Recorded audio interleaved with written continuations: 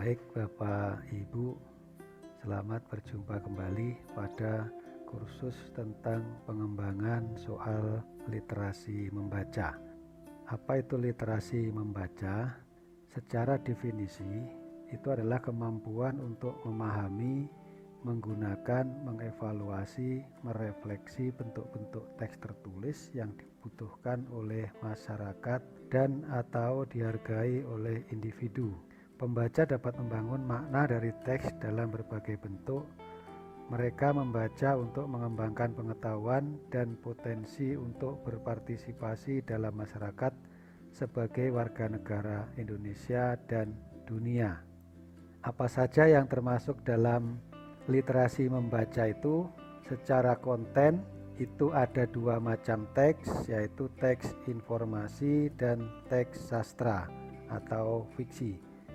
Teks informasi, peserta didik dapat memperoleh fakta, data, dan informasi untuk pengembangan wawasan dan ilmu pengetahuan yang bersifat ilmiah. Sedangkan teks sastra atau fiksi, peserta didik dapat memperoleh hiburan, menikmati cerita, dan melakukan perenungan untuk menghayati permasalahan kehidupan yang ditawarkan pengarang. Apa saja yang ada di dalam teks fiksi maupun teks informasi? Di dalam teks sastra atau fiksi itu berupa karya imajinatif yang mengangkat persoalan-persoalan kehidupan manusia yang sudah dipadukan dengan imajinasi atau subjektivitas pengarang untuk kepentingan hiburan. Kemudian yang kedua, menawarkan sebuah kehidupan yang diidealkan, dunia imajinatif yang dibangun melalui berbagai unsur intrinsik seperti alur, tokoh, latar, dan sudut pandang. Kemudian cara penyajiannya menggunakan kata yang bermakna simbolik, majas atau kias, karakteristik bahasa yang indah atau terorganisasi secara baik dengan gaya penyajian menarik, ekspresif, dan estetis. Contoh teksnya adalah cerita rakyat, legenda, fabel, mitos, fiksi ilmiah, satir, puisi, prosa, drama, novel, pantun, soneta, epos, cerita bergambar, cerita fantasi, ironi, lirik lagu, catatan perjalanan, dan biografi atau autobiografi. Sedangkan teks informasi itu ditulis berdasarkan fakta-fakta faktual seperti peristiwa-peristiwa dan sesuatu yang lain yang benar-benar ada dan terjadi dalam kehidupan.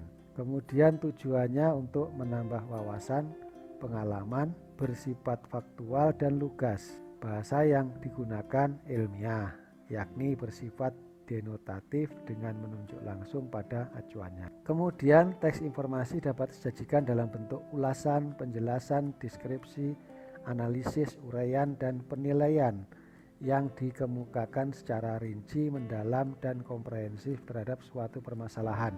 Contohnya adalah teks iklan, kemudian dokumen perusahaan atau pemerintahan seperti nota dinas, undangan, kontrak, pemberitahuan, pengumuman, dan sebagainya. Kemudian ada berita, artikel, laporan, pidato, buku pelajaran, dan lain sebagainya. Nah, distribusi AKM berdasarkan konten itu ada teks informasi 70% dan sastra 30%. Ini yang kemarin kita pelajari. Kemudian berikutnya kalau dalam segi konteks itu personal 30%, sosial budaya 40%, saintifik 30%. Kita lihat dari konteks teks dulu. Di konteks teks yang pertama adalah personal. Jadi kalau kita lihat tadi, ini konteks teksnya adalah personal. Di dalam konteks teks personal itu berisi peristiwa, latar, aksi, karakter, suasana, perasaan, ide maupun wawasan yang bersifat personal. Dan dapat berupa hobi, cita-cita, pengalaman pribadi, menentukan gaya hidup, pekerjaan yang bersifat individual.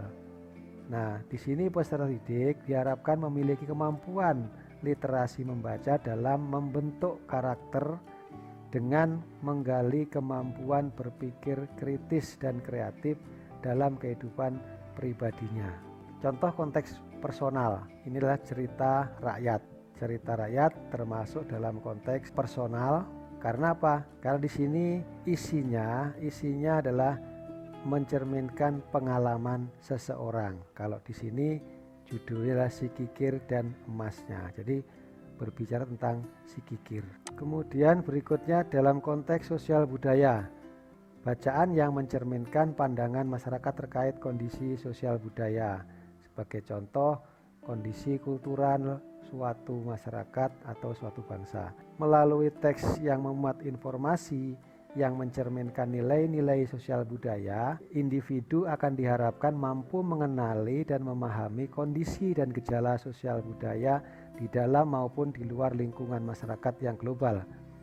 Isi bacaan pada konteks sosial budaya dapat berupa transportasi publik, permainan tradisional, perekonomian, kebijakan publik, makanan khas, tarian, ataupun kebiasaan masyarakat dan lain-lain. Contohnya di sini adalah peringatan bagi yang alergi kacang.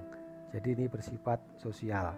Tanggal pengumuman 4 Februari, nama produsen Fine Food, kemudian informasi produknya adalah krim lemon, keterangannya kemungkinan mengandung potongan kacang dan tidak tercantum dalam daftar bahan, maka yang alergi terhadap kacang disarankan untuk tidak memakan biskuit ini.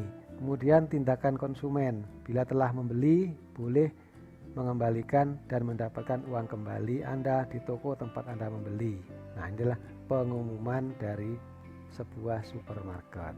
Konteksnya adalah konteks sosial. Kemudian yang berikutnya adalah konteksnya saintifik. Di dalam konteks saintifik, teks dan bacaan yang dapat meningkatkan kemampuan untuk memahami pengetahuan kecakapan ilmiah dengan mengidentifikasi pertanyaan, memperoleh pengetahuan baru, menjelaskan fenomena ilmiah, serta mengambil simpulan berdasarkan fakta, memahami karakteristik sains, kesadaran bagaimana sains dan teknologi membentuk lingkungan alam, intelektual dan budaya, serta kemauan untuk terlibat dan peduli terhadap isu-isu yang terkait sains.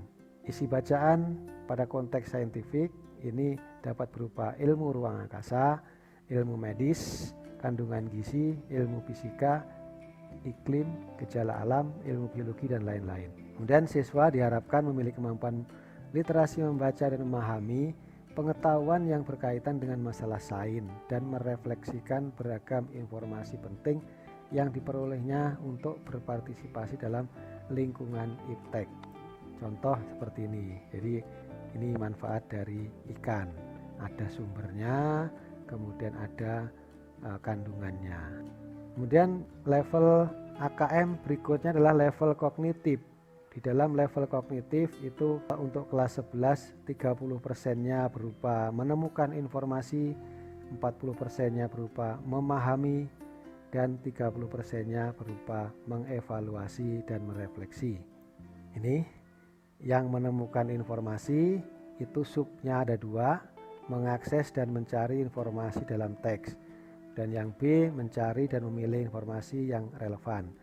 Dan yang memahami 2, yaitu memahami teks secara literal dan menyusun inferensi, membuat koneksi dan prediksi baik teks tunggal maupun teks jamak.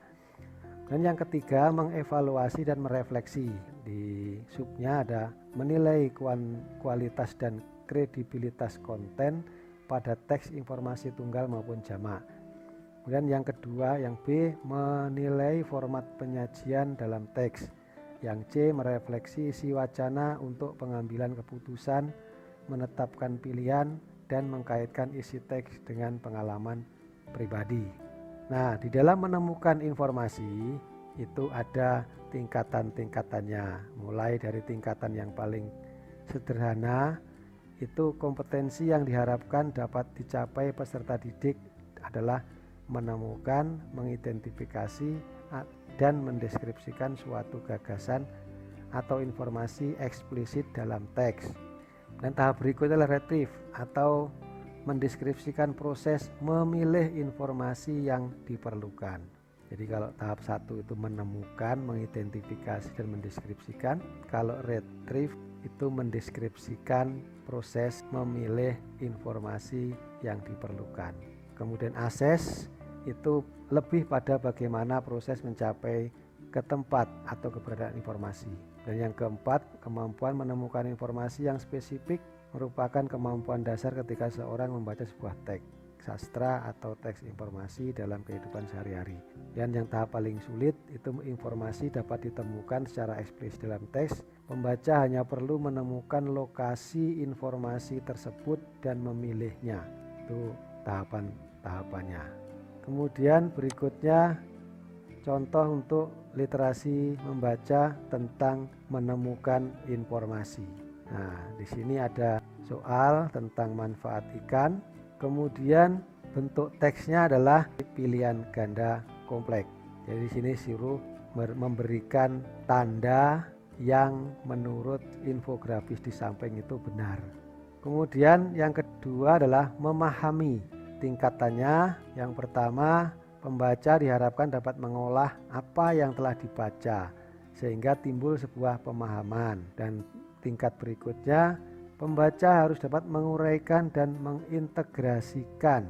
Kalau tadi hanya mengolah supaya paham, kalau ini tahapan berikutnya adalah mengintegrasikan informasi yang ditemukan dengan cara membandingkan dan mengkontraskan ide atau informasi dalam teks atau antar teks, membuat simpulan, kelompok, dan kombinasi ide dan informasi dalam teks atau antar teks. Dan yang ketiga, pembaca telah mampu menyimpulkan informasi implisit dalam teks atau antar teks. Jadi semakin ke kanan semakin tingkatannya rumit. Contoh, teks informasi tentang ironi konsumsi ikan. Kenapa? Potensinya Indonesia besar, tapi kenapa ada ironi? Tingkat konsumsinya rendah. Nah, ini kita diajak untuk menginterpretasikan dan mengintegrasikan apakah teks ini betul atau tidak. Jadi apakah berupa fakta atau berupa opini. Itu kita menginterpretasikan dan mengintegrasikan antara teks dengan soalnya. Dan yang ketiga, mengevaluasi dan merefleksi. Tingkatannya ada 3. Yang pertama, pembaca dapat menggunakan pengetahuan, ide, atau sikap yang berada di luar teks untuk membuat penilaian pada teks atau membuat refleksi terhadapnya. Dan yang kedua, peserta didik diminta mampu untuk menganalisis, memprediksi, dan menilai konten, bahasa, dan unsur-unsur dalam teks. Yang ketiga, peserta didik juga diharapkan mampu merefleksi atau membuat sebuah gambaran atau opini terhadap apa yang dibaca dikaitkan dengan pengalaman diri dan kehidupan sekitarnya. Tuh, contohnya ini ada anjuran untuk makan ikan. Sehat, cerdas, dan pintar karena makan ikan. Nah, di sini ada soal statement dari seorang pengamat nutrisi. Kemudian siswa disuruh membaca ketiga teksnya tadi, manfaat ikan, ironi, dan gemar ikan. Kemudian apakah setuju dengan slogan tersebut? Kalau setuju alasannya apa? Kalau tidak setuju alasannya apa? Jadi di sini selain mengevaluasi dari bacaan, juga merefleksikan. Kalau di dalam bacaan itu setuju, apa refleksinya atau apa alasannya? Itu kalau teks informasi, refleksi, dan evaluasi. Langkah-langkah pengembangan soal literasi ada berapa macam. Jadi yang pertama adalah susun kisi-kisi soalnya, kemudian yang kedua susun stimulusnya, yang ketiga susun soalnya. Ini saling terkait, tapi kebanyakan orang itu adalah menyusun stimulus baru susun soal baru ke kisi-kisi. Itu yang sering terjadi. Padahal sebetulnya urut-urutannya adalah susun kisi-kisi soal, kemudian susun stimulusnya, dan susun soalnya. Contoh, kisi-kisi levelnya adalah level 6, kelas 11 dan 12. Temanya apa? Tentang angkatan kerja. Kontennya teks informasi, proses kognitifnya menemukan informasi atau level 1. Kemudian subkompetensinya apa? Mencari dan memilih informasi yang relevan. Indikatornya apa? Diberikan informasi teks dalam bentuk diagram pohon, siswa dapat memilih informasi yang relevan dengan pertanyaan. Konteksnya saintifik, bentuk soalnya pilihan ganda, nomor soalnya 1. Nah, seperti apa? Setelah kita tahu kisi-kisinya, langkah berikutnya adalah menyusun stimulusnya. Jadi yang dicari adalah angkatan kerja pakai diagram pohon. Nah, dibuat seperti ini. Kenapa kok enggak hanya 2 sampai sini aja? Kok di bawahnya banyak betul ini tambahannya? Nah, itu adalah stimulus. Jadi siswa tidak hanya membaca yang dia mau saja, tapi dia harus membaca semuanya. Nanti baru dia bisa menjawab soalnya. Nah, setelah stimulusnya dibuat, maka berikutnya adalah nyusun soalnya. Contohnya di sini soalnya pilihan ganda. Gunakan informasi tentang tenaga kerja suatu negara tersebut untuk menjawab pertanyaan berikut. Tenaga kerja, populasi usia kerja dikelompokkan ke dalam 2 grup utama yang mana? Apakah bekerja dan tidak bekerja, usia kerja dan bukan usia kerja, pekerja penuh waktu atau separuh waktu, di dalam angkatan kerja dan tidak dalam angkatan kerja. Jadi di sini nanti siswa akan memilih setelah melihat dan membaca informasi. Dan contoh yang kedua, levelnya level 6, temanya tentang cerita rakyat. Proses kognitif itu memahami, kemudian subkompetensinya itu menyusun inferensi, membuat koneksi dan prediksi teks baik tunggal maupun teks jamak. Jadi kalau sudah ada subkompetensinya, maka di sini indikator soalnya jelas. Diberikan informasi teks cerita rakyat, siswa dapat mengurutkan kejadian di dalam sebuah narasi. Mengurutkan kejadian berarti di sini setelah menyusun inferensi dia akan membuat koneksi urut-urutannya. Kemudian konteksnya adalah konteks personal, bentuk soalnya adalah pilihan ganda kompleks. Ini contoh stimulusnya. Inilah cerita rakyat. Kemudian kenapa dikatakan ini personal? Karena di dalamnya adalah menceritakan seseorang, bukan informasi tentang budaya atau informasi tentang teknologi. Tapi di sini tentang seseorang, yaitu si Kikir. Kemudian soalnya seperti apa? Nah, di sini karena kompleks, maka di sini disuruh menyusun urutannya. Jadi sesuai antara kisi-kisi, stimulus dan pertanyaannya. Nah, Bapak Ibu, tugas individu Bapak Ibu adalah membuat 3 buah soal literasi membaca dengan ketentuan sebagai berikut. Dibuat dulu kisi-kisinya, kemudian buat stimulusnya. Jadi 3 buah soal itu stimulusnya nomor 1 personal, nomor 2 sosial budaya, nomor 3 saintifik. Kemudian buatlah pertanyaan dan kunci jawabannya. Soal boleh pilihan ganda, boleh pilihan ganda kompleks, boleh menjodohkan, boleh isian singkat, boleh juga isi. Jadi itu Bapak Ibu, tugas Bapak Ibu ada 3 soal yang dibuat. Kemudian kapan dikumpulkan? Dikumpulkan pada pertemuan berikutnya. Jadi besok dikumpulkan, sehingga nanti pada waktu pertemuan yang kelima pembahasan soal itu kita bisa mengulas kembali apa-apa yang sudah Bapak Ibu susun. Baik Bapak Ibu, terima kasih atas perhatiannya. Sampai berjumpa kembali pada kursus berikutnya. Terima kasih.